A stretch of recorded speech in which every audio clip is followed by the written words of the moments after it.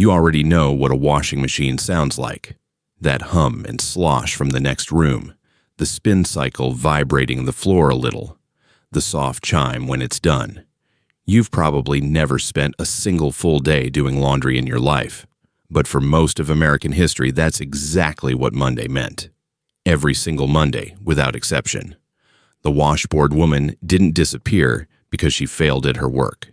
She disappeared because the economy that made her essential was gradually replaced by a machine that could do the same job while you slept. That's the real story. It's Sunday night. You fill a wooden tub with cold water and drop in the week's clothes. The work shirts stiff with dried sweat, the sheets you've been putting off, your husband's trousers. They'll soak overnight. When Monday arrives, you're up before full light.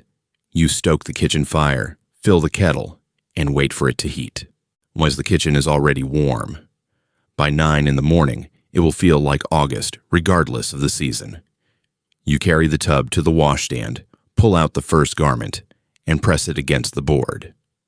The board is wood-framed, about 18 inches wide, with a rectangle of corrugated zinc running down the center, ridged like a small ribbed roof, each ridge pressing back against your knuckles as you push the wet fabric down and drag it up.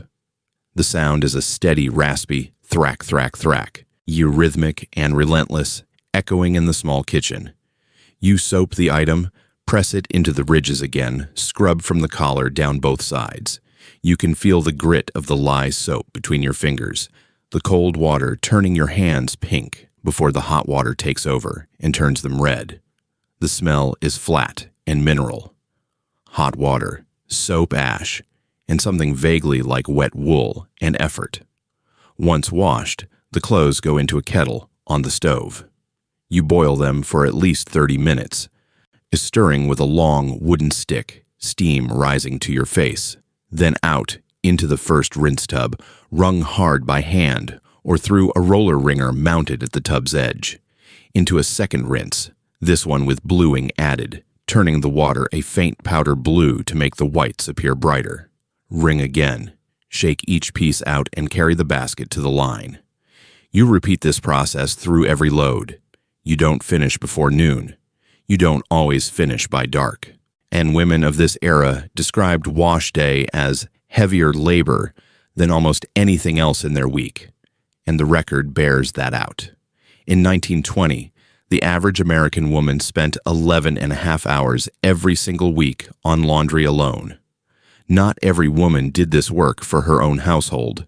Across American cities and towns from the end of the Civil War through the early 20th century, a distinct labor economy ran entirely on the washboard and the boiling kettle. These were the washerwomen, often black, often formerly enslaved, sometimes immigrant, who took in laundry as a paid trade. In Atlanta, in the 1880s, there were more laundresses in the city than male common laborers.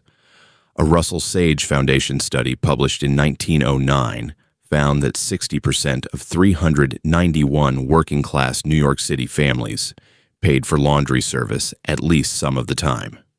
The demand was real and widespread. A washerwoman typically collected bundles on Monday morning, and they worked through the week and returned clean, pressed items by Saturday.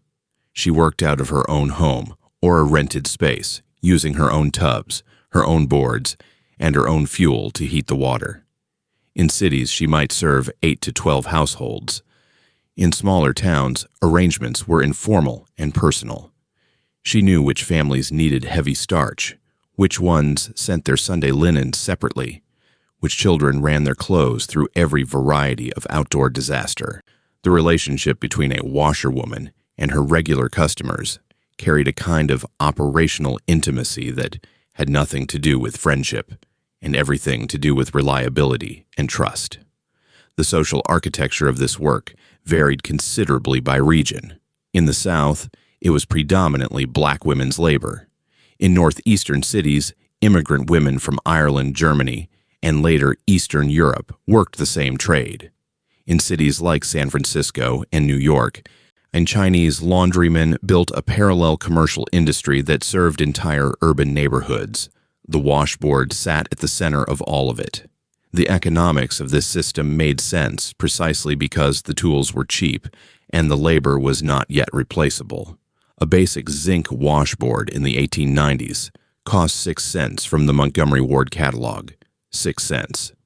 At a time when hand-cranked washing machines, available but awkward, ran between $2.75 and $35. The washboard required no capital investment and no moving parts. It could be replaced the same day it broke. It worked in any space with a tub and a water source. For the women earning wages at this work, the economics were harder. Atlanta's laundresses earned between $4 and $8 a month in the 1880s, roughly $120 to $240 in today's money, for labor that consumed the better part of 6 days.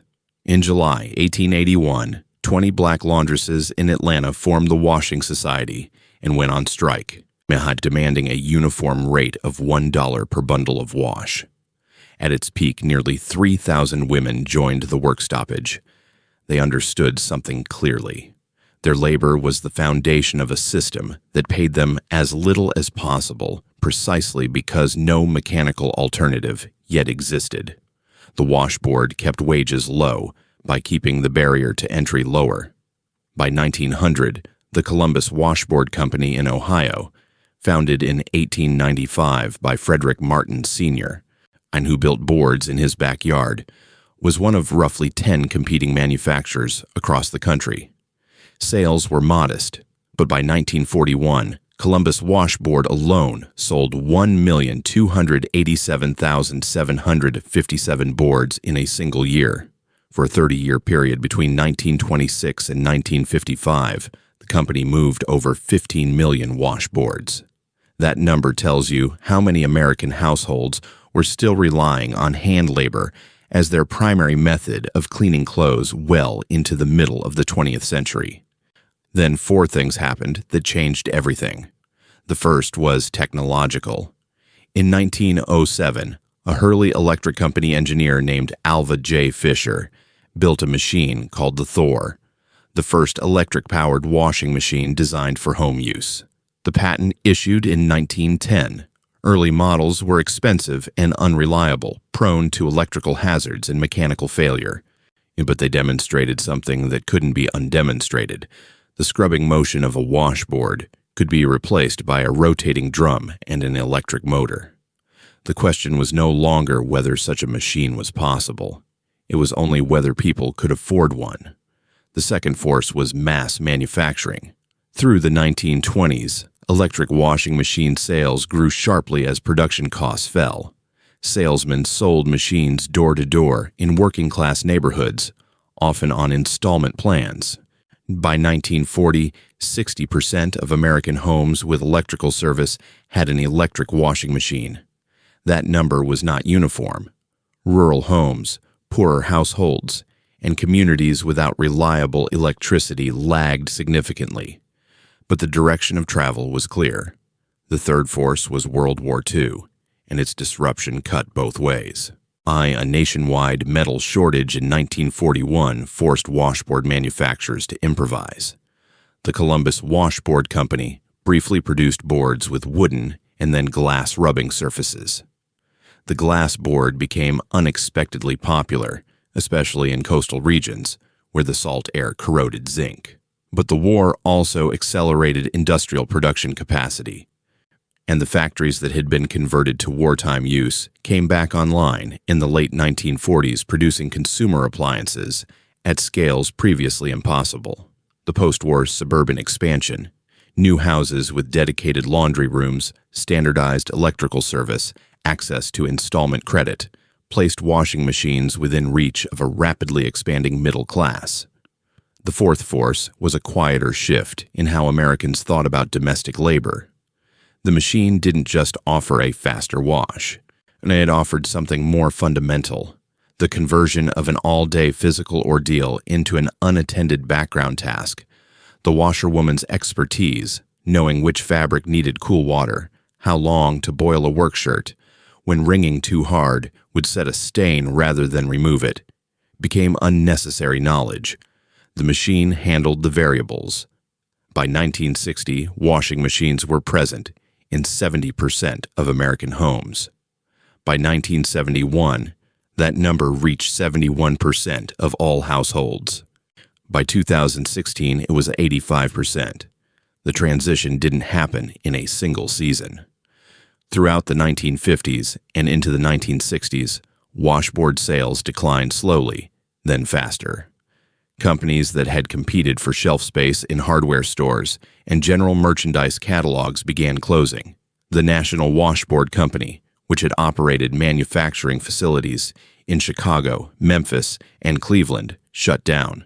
The Cleveland Washboard Company closed. By the early 1970s, the Columbus Washboard Company stood alone. All other manufacturers had exited the market. Columbus, which had sold over 15 million boards in 30 years, was now selling a fraction of that annually, perhaps a few 100,000, to rural households, Amish communities, travelers, and the occasional holdout who simply preferred the board.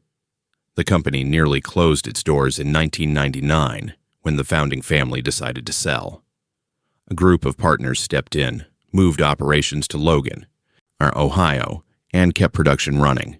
Today, they sell approximately 80,000 washboards per year. 40% go to people who still use them for laundry. 40% go to musicians. People adapted quickly once the alternative became affordable. The calculation was straightforward. A washing machine reduced 11 hours of weekly labor to roughly 90 minutes. That was not a gradual conversion. That was a decision made once and then done. But it wasn't just a labor-saving calculation. What disappeared wasn't just the washboard. It was the particular texture of knowing how to do something hard with your body. The washerwomen of the 19th and early 20th centuries carried expertise that wasn't written down anywhere. They knew fabrics by touch. They knew exactly how much pressure to apply to linen versus cotton, how to treat a blood stain versus a grease stain, how the mineral content of local water affected the lather. They knew their customers' households in ways that were practical and specific. Which family ran through shirts quickly, which ones needed gentler handling. That knowledge lived in their hands and their memory, transferred through apprenticeship and observation, not manuals or certifications. When the machine replaced the board, most of that knowledge stopped being transmitted. Within 2 generations, it was largely gone. What also disappeared was the particular social structure of wash day itself. In many communities, laundry was not done in isolation. Women worked alongside neighbors, shared fuel and water, negotiated over the communal line. Monday had a rhythm that everyone in a neighborhood felt. The end of that rhythm was probably inevitable and economically rational. No one should be required to spend 11 hours a week boiling clothes. But something knowable and tactile and physical went with it.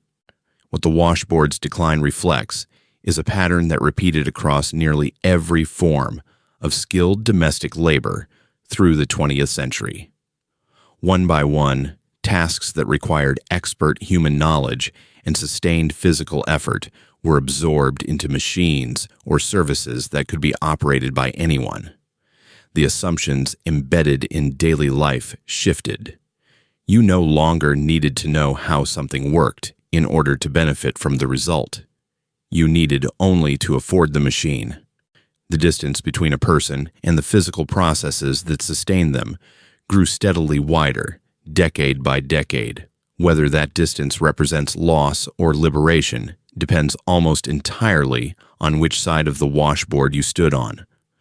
The sound of zinc ridges against wet cotton is one of those sounds most people under 50 have never heard outside a jug band recording. Or if you grew up in a household where a board still hung on the laundry room wall, not as decoration but as a tool, you probably understand something about effort and fabric and the smell of lye soap on a Monday morning that can't quite be described. If this brought back something you'd nearly forgotten, let that be enough. If this story meant something to you, a like helps it reach people who'd appreciate it. And if your experience was different, If the board in your house came down at a different time or stayed up longer than most, tell us in the comments. That's the part no record captures. That's the part only you know. Subscribe if you want to keep following where these ordinary disappearances lead. The Columbus Washboard Company is still in Logan, Ohio, still making boards by hand, one at a time. The last factory, still here.